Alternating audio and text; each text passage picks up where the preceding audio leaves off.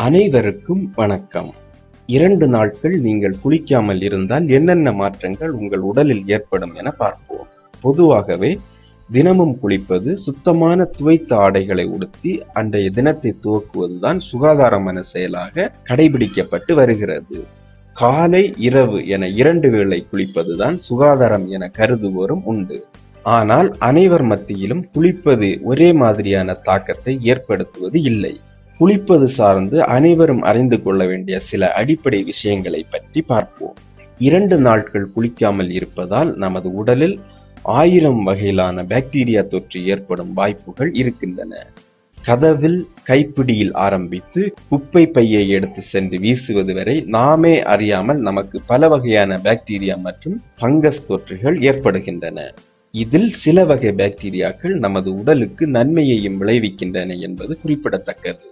நமது உடலே தானாக ஆன்டி மைக்ரோபயல்களை தயாரிக்கிறது. இவை தீய தாக்கத்தை உண்டாக்கும் நுண்ணுயிரிகளை அழிக்கும் திறன் கொண்டிருக்கின்றன.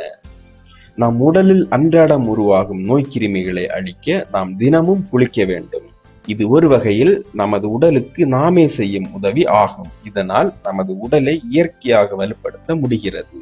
பெரும்பாலும் முகத்திற்கு தேய்த்து குளிக்கும் போது பலரும் கண்களை சுற்றியும், காதுகளின் இடுக்குகளிலும், மூக்கு பகுதியிலும் சரியாக தேய்த்து குளிப்பது இல்லை.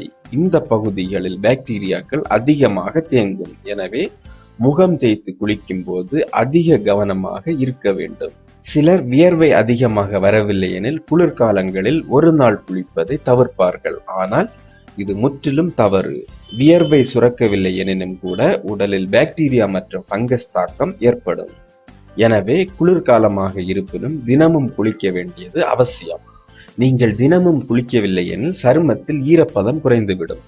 சருமத்தின் மேல்புறத்தில் உப்பு திட்டு போன்று உருவாகும். இவை சருமத்தின் நலனை கெடுப்பவை ஆகும். இதனால் சரும தொற்றுகள் உண்டாகும் வாய்ப்புகள் இருக்கின்றன.